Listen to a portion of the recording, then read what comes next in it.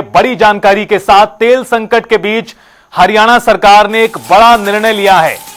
सरकारी अधिकारियों के विदेशी दौरे फिलहाल बंद कर दिए गए हैं। मंत्रियों के भी विदेशी दौरे कर दिए गए हैं रद्द। कैबिनेट मंत्री विपुल गोयल का जापान दौरा रद्द हो गया है। गीता महोत्सव के लिए वो जापान जाने वाले थे। सीएमओ कोऑर्डिनेटर का जापान दौरा भी मंजूर नहीं है। विज के विभाग में निजी खर्च पर विदेशी यात्रा रोकी गई। बेहद जरूरी मामलों में ही विदेश यात्रा की परमिशन मिलेगी। मुख्यमंत्री नायब सिंह सैनी के काफिले में 50% की कटौती की गई है। इतना ही नहीं, पार्टी और सरकार ने निर्देश यह भी दिया है अपने नेताओं, कार्यकर्ताओं को और साथ ही उन मंत्रियों को कि एक दिन में मंत्री एक दिन साइकिल एवं पैदल ऑफिस आए। विदेश यात्राओं के लिए सीएम स्तर की अनुमति अनिवार्य है। तेल संकट के बीच सरकारी खर्चे को कंट्रोल किया जाए, इस बाबत ये तमाम कदम उठाए जा रहे हैं और मामले में जल्द गाइडलाइंस भी जारी हो सकती हैं। यानी अब गाइडलाइन जारी की जाएंगी कि किस तरह से बचत की जाए। इस संबंध में गाइडलाइन जारी होगी ताकि किसी तरह की कंफ्यूजन किसी भी स्तर के अधिकारी, नेतागण या दिग्गज जनप्रतिनिधि को ना हो। फिलहाल आप स्क्रीन पर नजर डालिए। तेल संकट और विदेशी यात्रा पर रोक के संबंध में हम आपको ये स्पेशल जानकारियां अलग अलग पॉइंटर्स के माध्यम से बता रहे हैं। निजी खर्च पर विदेशी यात्रा रोकी गई है। सरकारी अधिकारियों के विदेशी दौरे बंद कर दिए गए हैं। मंत्रियों तक के विदेशी दौरे कर दिए गए हैं रद्द। दरअसल कैबिनेट मिनिस्टर विपुल गोयल को जाना था जापान, अन्य वरिष्ठ अधिकारियों को भी जाना था। फिलहाल उनका दौरा रद्द कर दिया गया।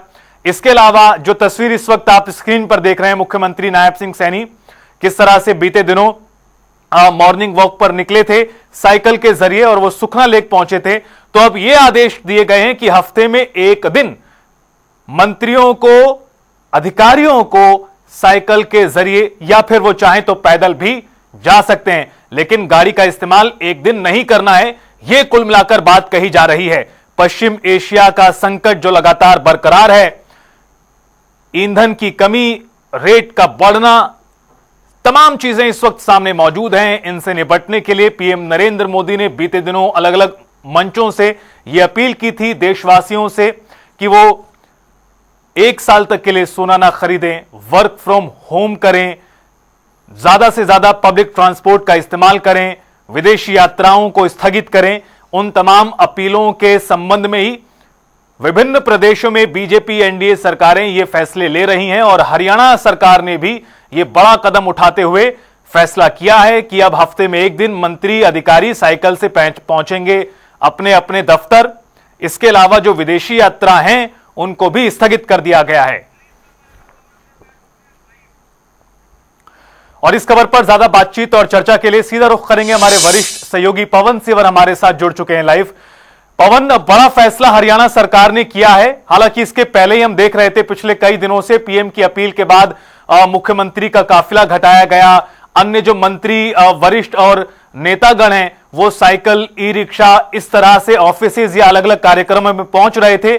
लेकिन अब यह बताया जा रहा है कि आधिकारिक रूप से गाइडलाइन जारी की जाएगी कि किस तरह से नेताओं को अब अपने नियम बदलने हैं कार्यालय जाने के लिए, फिर किसी कार्यक्रम में शिरकत करने के लिए। तो पवन, किस तरह से पूरा फैसला सामने आया है हरियाणा सरकार का आज? बिल्कुल, देखिए, देश के प्रधानमंत्री नरेंद्र मोदी ने वैश्विक संकट के बीच में जो आह्वान किया है, अपील की है, उसके बाद लगातार इसका असर जो है वो हरियाणा में खासतौर पर दिख रहा है।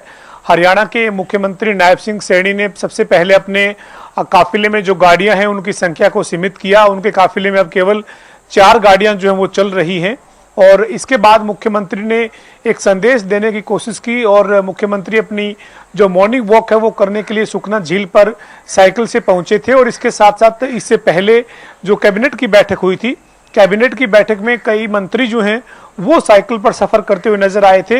मुख्यमंत्री का भी मंत्रियों का साइकिल पर सफर करते हुए यही कहना था कि देश के प्रधानमंत्री नरेंद्र मोदी ने जो अपील की है उसके चलते एक संदेश देने की कोशिश है कि बिना गाड़ी के अगर काम चलाया जा सकता है तो कम से कम गाड़ी का इस्तेमाल जो है वो किया जाए।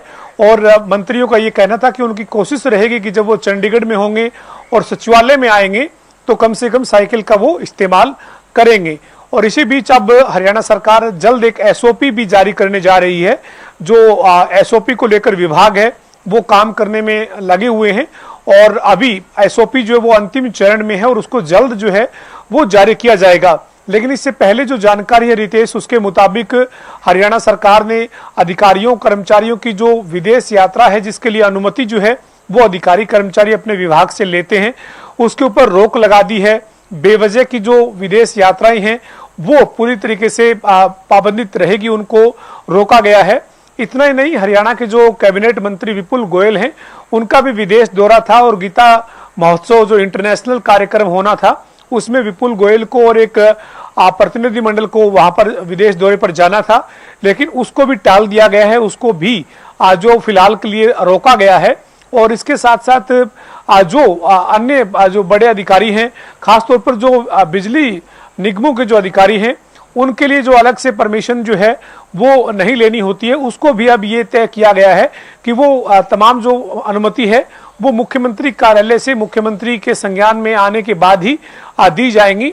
बहुत जरूरी और बहुत ही ज्यादा जरूरी होने पर ही वो अनुमति जो है वो मिलेगी। तो ये फैसला जो है वो किया गया है, लेकिन अभी विस्तृत जो एसओपी है वो आनी बाकी है। जब विस्तृत एसओपी सामने आएगी तो उसमें और देखना होगा कि क्या क्या प्रावधान जो है वो किए जाते हैं।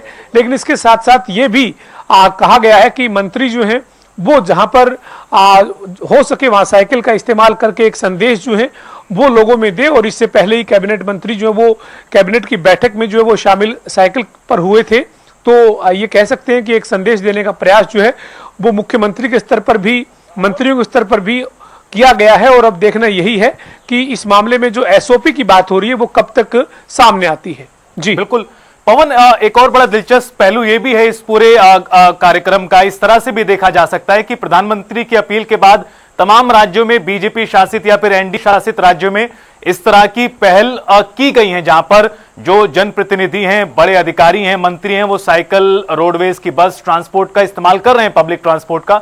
लेकिन हरियाणा सरकार ने इसको बतौर एसओपी जारी करने का फैसला किया है। आधिकारिक रूप से गाइडलाइंस जारी की जाएगी, यानी किसी भी तरह का कंफ्यूजन किसी में ना रहे, नेताओं में, अधिकारियों में, कि क्या क्या उपाय करने हैं।